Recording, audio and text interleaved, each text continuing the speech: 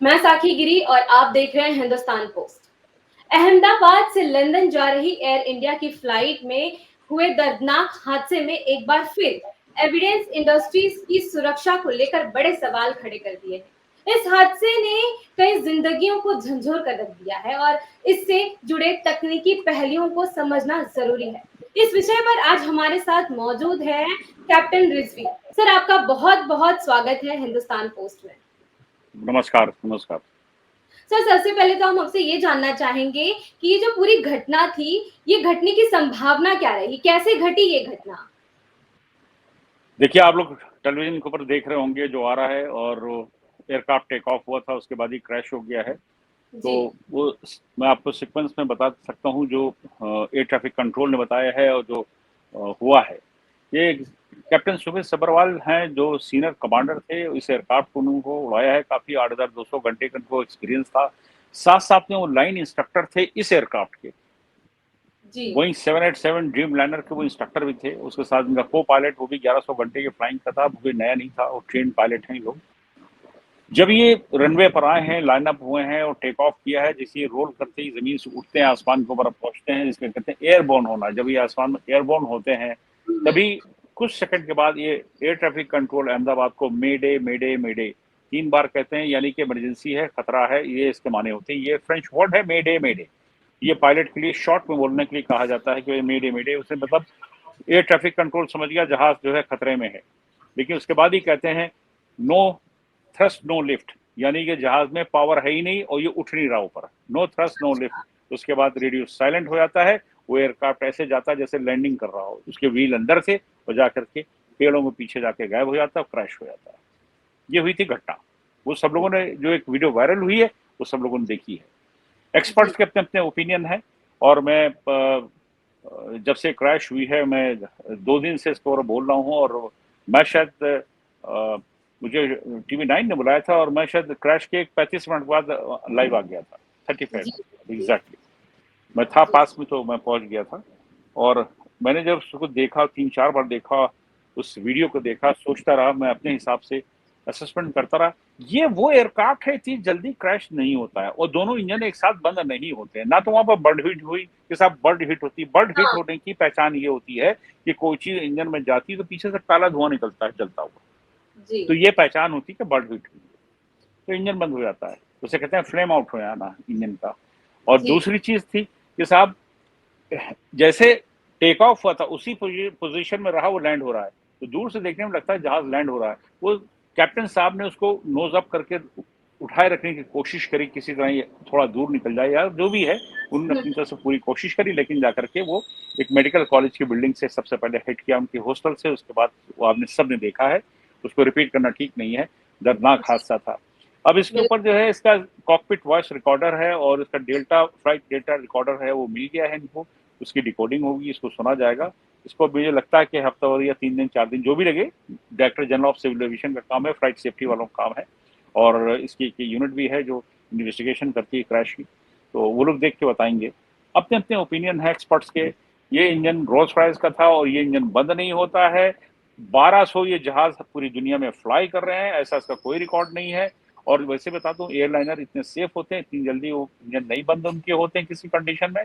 और वो बात अलग है, कहीं पायलट एरर होता है, कहीं टेक्निकल एरर होता है, जिसकी वजह से क्रैशेस होते हैं। लेकिन इसमें ना तो पायलट एरर नजर आ रहा है, हाँ जी। टेक्निकल नजर आ रहा है। तो बहुत लोगों का सब को पायलट ने गड़बड़ कर दी होगी, फ्लैप्स अप कर दिए होंगे और पहिए अंदर नहीं करे, तो इसलिए उसको ताकत नहीं मिली, इसलिए क्रैश हो गया। ऐसे ही हम अंदाजा लगा सकते हैं। नहीं, अंदाजा लगा सकते हैं, लेकिन अगर आप स्टडी करिएगा तो पायलट ने एयरबोर्न जमीन छोड़ते ही करियर खतरा है। तो उस टाइम तो व्हील अंदर पूरी तरह एकदम जाते ही एकदम नहीं आते हैं, हाँ। जो छोड़ते ही उन्होंने बोल दिया। अगर आप उसे देखेंगे, सीक्वेंस को देखेंगे, सेकंड के हिसाब से देखेंगे कितने सेकंड लगे उसको एयरबोर्न होने में, तो उसमें फिर व्हील उन्होंने अप नहीं करे, क्योंकि तो लैंड हो रहा है जहाज, पावर ही नहीं थी। और फ्लैप्स कहीं पे भी अप नहीं थे। फ्लैप्स अप होते हैं जब जब लैंडिंग के लिए जहाज आता है। तो उन लोगों ने ये कहा सब फ्लैप्स अप हो गए होंगे, पायलट ने गलती से कर दिया होगा, अलग अलग स्टोरी है, मैं इस पर नहीं जाता इन बातों पे। अपनी अपनी ओपिनियन है। लेकिन मेरे एक सिक्स सेंस में कह सकता हूँ, ईश्वर ने, पता नहीं मेरे दिमाग में क्यों आई, मैं अपने मैथमेटिक लगाता रहा, एनालिसिस क्या करूं, मैं इसको सोचता रहा।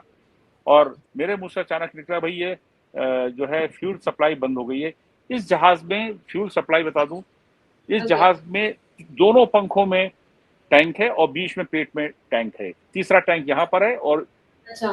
परों में टैंक है। 1,35,000 लीटर इसके अंदर फ्यूल आता है, 1,35,000। और मुझे जैसा बताया गया कि उस टाइम में 55 या 60,000 लीटर में भरा गया था, वो काफी था शायद जाने के लिए लंदन तक। अब ये जी, मुझे पूरी बात नहीं पता है, लेकिन अब जो मैं बता रहा हूँ वो सुन लीजिए आप। बोलिए। दोनों विंग से फ्यूल जब आता है तो जो बीच का पेट में, इसको बेली बोलते हैं, इसको फ्यूजलाज बोलते हैं, जो ये टैंक है इसका काम है फ्यूल मैनेजमेंट करना और बराबर से दोनों इंजन में फ्यूल को भेजना। ये तीसरे जो टैंक का ये काम है। और ये प्रॉपरली काम कर रहा था जब ये टैक्सी करता हुआ पैसेंजर को बैठाल के गया, रनवे पे खड़ा हुआ, टेक ऑफ हुआ, जमीन छोड़ रहा था। जमीन छोड़ रहा था, पावर पूरी थी।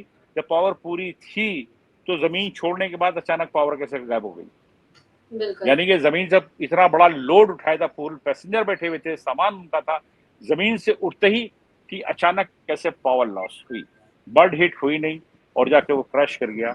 इसके पीछे बहुत सारी स्टोरीज हैं, बहुत सारी हैं, लेकिन अगर हम पुराने रिकॉर्ड भी देखते हैं, इसके एविएशन के हिस्ट्री देखते हैं, बहुत से क्रैशेस की इसकी इन्वेस्टिगेशन हैं, वो पुरानी पड़ी हुई हैं, तो उनमें आज के दौर में जमीन आसमान का फर्क है। मेरे दिमाग में एक आया कि एक एयरक्राफ्ट फ्लाई कर रहा था, पैसेंजर प्लेन था, और वो मुझे याद था अच्छे से, और उस अचानक उसके कंप्यूटर फेल हो गए थे, तो पायलट लैंडिंग पे था, उसने जाकर के मैनुअल उड़ा करके लैंड किया था और उसका कंप्यूटर सारे फेल हो गए थे, कॉकपिट सामने से बिल्कुल बंद हो गई थी और मैनुअल उसने फ्लाई किया था। बाद में पता चला था उसके कंप्यूटर को हैक कर दिया गया। अच्छा। और वो लैंडिंग और टेक ऑफ में हैक हो सकता है क्योंकि रेंज के अंदर होता है, ऊपर जाके नहीं हो सकता है। अच्छा। तो सर क्या मैंने, बोलिए। हाँ बोलिए, पूछिए, आप पूछिए पहले। सर जैसे हमारे कंप्यूटर्स और फोन जो है कि सारी ये चीजें हैक हो सकती है, तो क्या वैसे प्लेन को भी हैक किया जा सकता है? I am coming to the point. Okay. देखिए, स्विस बैंक में कितनी लेयर पर सेफ्टी होती है, वहां से $1 बिलियन हैक करके निकाल ली जाती है। मामूली बात हो गई। मामूली बात होती है कि ड्रोन फ्लाई कर रहा होता है, हम उसको उतरवा लेते हैं, हैक कर लेते हैं, क्योंकि वो तो कंप्यूटर से ऑपरेटर था, उसका ऑपरेटर कहीं और बैठा होता है और हाँ, ड्रोन हाँ। जाता है। आप देख रहे हैं ईरान इसराइल की वॉर में ड्रोन कहाँ कहाँ जा रहे हैं, इसराइल में वो कर रहे हैं, उसको भी हैक करके उतार लिया जाता है। ठीक है, पता नहीं क्यों वो उस 45 मिनट के अंदर मेरे मुंह से अचानक निकला, मैंने कहा ये सबटाज है, इसका कंप्यूटर हैक हुआ। तो लोगों में बड़ी ह्यू क्राई हुई, बड़े सीनियर रो उसमें हमारे मिनिस्ट्री के भी लोग, अरे आप ऐसे कैसे बोल सकते हो, टीवी पे आपने बोल दिया। कई लोगों ने मुझे फोन आया, मैंने कहा भाई मैंने बोला, और ये हैक हो सकता है क्योंकि जहाज अभी हाइट पे गया ही नहीं था, टेक ऑफ हुआ था, और किसी भी बिल्डिंग में कहीं बैठ करके उसको हैक किया जा सकता है। हैकर तो कुछ भी कर लेते हैं, वो इतना कर सकते हैं कि उसका फ्यूल शट डाउन कर सकते हैं वहां पे कॉकपिट से। अब मुझे यहाँ पर ये नॉलेज नहीं है इस जहाज की कि क्योंकि मैं ड्रीम लाइनर का पायलट नहीं हूँ और बहुत कम मिलेंगे आपको, तो पायलट के पास मोड होता है फ्यूल कम करने का, बंद करने का, ध्यान रखिएगा जी, जी। इमरजेंसी के लिए। तो वो अगर हैक हो गया, कंप्यूटर इसकी पूरी, इसकी देखिए बहुत स्टेट ऑफ आर्ट एयरक्राफ्ट है, सब कुछ कंप्यूटराइज्ड है, डुअल इंस्ट्रूमेंटेशन है, कि मतलब एक इंस्ट्रूमेंट फेल हो जाए तो दूसरा चल रहा है। दोनों पायलट को इतना बनाया गया है कि कहीं भी फेलियर नाम की कोई चीज नहीं है, और इतना इसका इंजन पावरफुल है, इतनी जल्दी बंद होने वाला नहीं है। इतना ही बता रहे हैं ना, स्टेट ऑफ आर्ट एयरक्राफ्ट है। 1200 जहाज उड़े हैं पूरी दुनिया के अंदर, ऐसा कोई क्रैश का रिकॉर्ड नहीं है। छोटी मोटी खामियां कभी बैटरी की हुई थी, हाँ आज से 10 साल पहले नया नया जहाज था, जापान की निपॉन एयरलाइंस थी, उसने कुछ जहाज लिए थे, तो अचानक ये कहीं लैंड किया वही जापान के अंदर, तो उसके कॉकपिट के अंदर धुआं भर गया था, तो पायलट ने इमरजेंसी एवोक्यूएशन कराया और शूट खोली है, सारे पैसेंजर को फटाफट फटाफट उतारा गया। मिड एयर नहीं हुआ था, लैंड करने के बाद हुआ था। ठीक है, बड़ी इंपॉर्टेंट बात मैं बता रहा हूँ आपसे, आपके श्रोताओं के लिए। जब ये शिकायत आई धुएं की, तो हमारे पास 8 जहाज डिलीवर हो चुके थे एयर इंडिया के, सेम ड्रीम लाइनर, तो उनको तुरंत ग्राउंड कर दिया गया था साहब, और महीनों ग्राउंड रहे थे। पूरी टीम काम कर रही थी क्योंकि नया जहाज था, हाथ पैर सबके फूल गए थे, पूरे बोइंग वाले लग गए थे। क्या रेक्टिफाई किया, क्या पकड़ा गया, वो तो बात अलग। लेकिन एक वहां उसी टाइम एक बड़ा भारी खेल हो रहा था। खेल क्या किया हुआ था कि उसी दौर में इसकी जापान एयरलाइंस का जो ये कांड हुआ था, उससे 20-25 दिन पहले जापान की गाड़ियां, टोयोटा जो बड़ी एक्सपेंसिव कारें अमेरिका में सेल होती हैं, अचानक वहाँ के सेफ्टी वालों ने, सेफ्टी बोर्ड ने कहा कि साहब ये जहाज में ब्रेक का एक पता नहीं किस चीज़ का प्रॉब्लम है, सारी गाड़ियां उन्होंने खड़ी करा दी थी और रिकॉल कर ली थी। जी।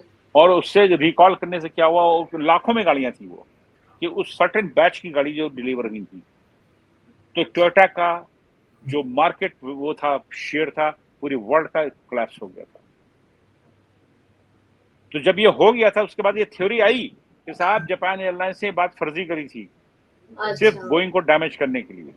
तो अभी बड़ा बोइंग बड़ा का भी ब्लैंड शेयर जो है बहुत तेजी से गिर रहा है ना सर। बिल्कुल गिरा है। तो मैं ओपन हार्टेड हूँ, खुला हूँ और बिल्कुल ब्लंट बोलता हूँ। उस टाइम ये थ्योरी आ गई थी कि जापान ने इंटेंशनली किया है, या जी कहा होगा बोइंग से, बात बोइंग के लोगों ने कही हो, जिसने भी कही हो, कि इंटेंशनली उसने धुआं दिखा फर्जी बात से बैटरी साहब फ्लेम कर गई थी, ऐसी बात करी गई। तो बैटरी कॉकपिट में कहाँ होती?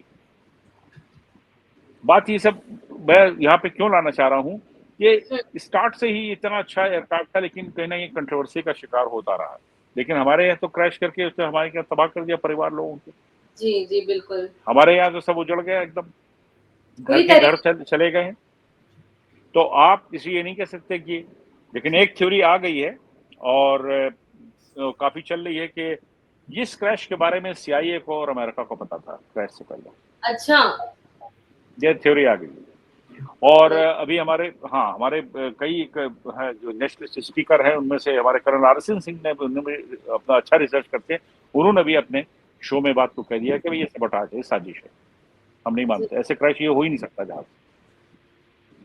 और मैं ये बात को कह चुका हूँ परसों कि ये ओके। सबटाज है और इस जहाज का फ्यूल सिस्टम को फ्यूल रोक दिया गया, उसकी पावर खत्म होगी, जाके क्रैश। सर क्या इस घटना की तह तक जाने में हमें ब्लैक बॉक्स और डीवीआर कहाँ तक मदद कर सकते हैं और क्या होता है ये, जरा आप आ दर्शकों रहा को। हूँ, उसी पर आ रहा हूँ।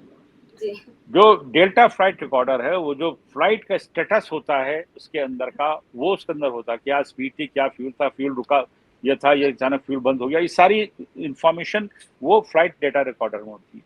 और ओके। CVR जो होता है वो कॉकपिट वॉइस रिकॉर्डर होता है, दोनों पायलट के बीच में क्या बात हुई।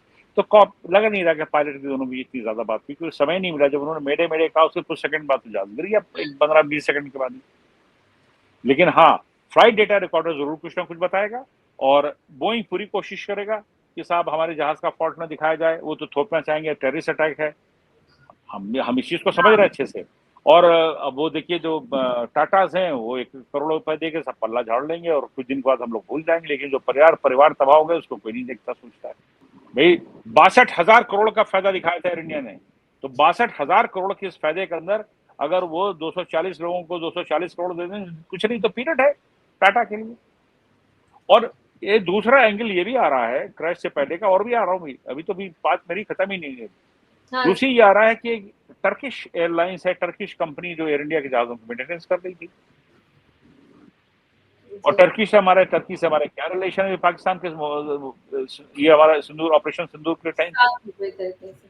वो पाकिस्तान का साथ दे रहा था। और ये वो कंट्री है जिसका एक इनके पास प्राइवेट आर्मी है, जिसका नाम है सादात। ये इन्फॉर्मेशन के लिए आपके श्रोताओं के लिए, जब हमको मौका मिला तो हम थोड़ा खुल के बात कर लें।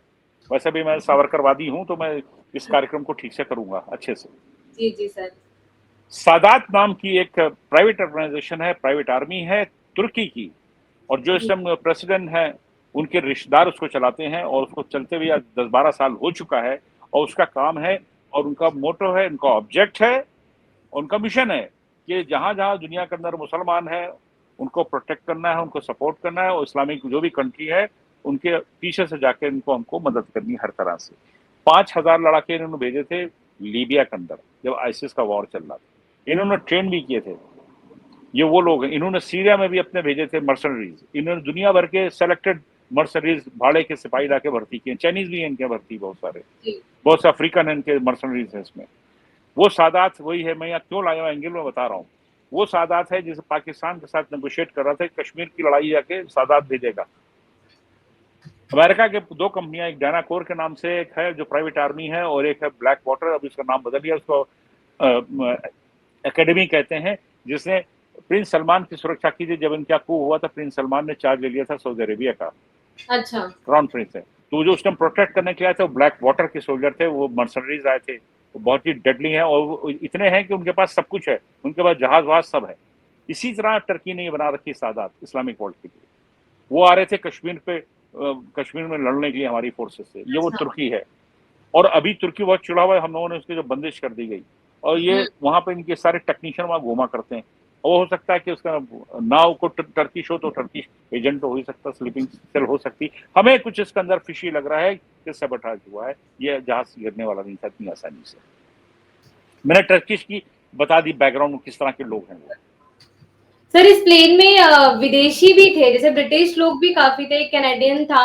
तो सर ये बहुत ऐसा हो सकता है क्या कि ये एक साजिश के तहत भी किया गया हो? देखिए, हैक किया वो हो तो? उनको जहाज गिराना था, उसमें हाँ, उनको गिनती नहीं गिनी थी कि कितने बैठे हैं। 50-40 के ऊपर तो ब्रिटिश थे उसके अंदर। बिल्कुल। उनको किसी के नेशनलिटी से मतलब नहीं था।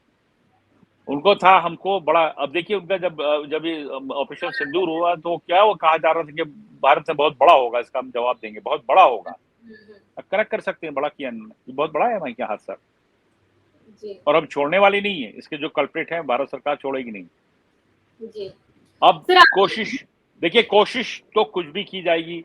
अब हम लोग मेंटेनेंस पे भी जा रहे हैं कि भाई मेंटेनेंस हमारी क्या लापरवाही होती है। हमारे क्या डीजीसी है वो बहुत लापरवाह है, कंप्रोमाइज कर जाता है। करप्शन उनके यहाँ बहुत है, मैं तो ब्लंट होकर बोल रहा हूँ।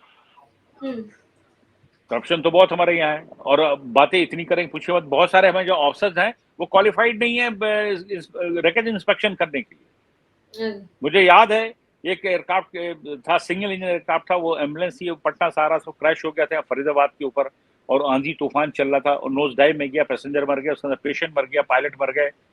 और वो सिंगल इंजन जहाज था, एक प्राइवेट कंपनी का था दिल्ली के।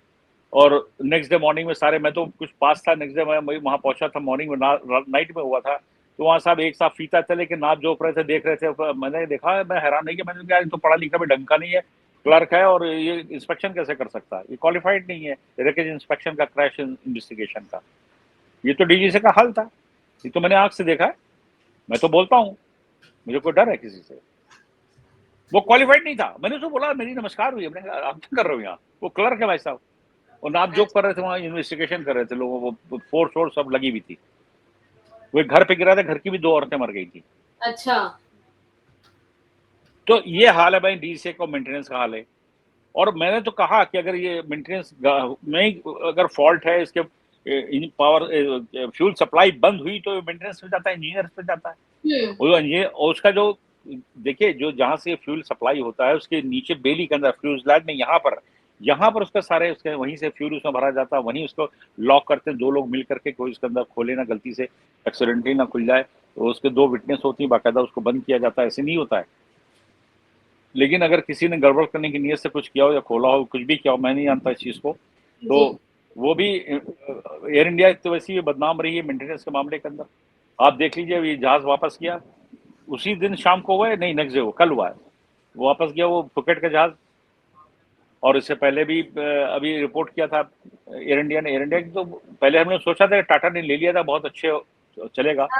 अब वो नया लोगो, नया उसकी लाइब्रेरी बोलते हैं हम लोग उसको, वो करके नया शक्ल करने से नहीं होता, उसकी मेंटेनेंस होती है। मैंने तो कहा टॉक शो में भी कल, मैंने कहा बड़े चैनल से मैंने कह दिया भाई इनकी मेंटेनेंस ऑडिट लगा दीजिए, सिर्फ जितनी भी एयरलाइंस भारत की हैं मेंटेनेंस ऑडिट करवा दीजिए, सारे दूध को दूध पानी पानी हो जाएगा, पता चल जाए किसके जहाज मेंटेन है किसके नहीं।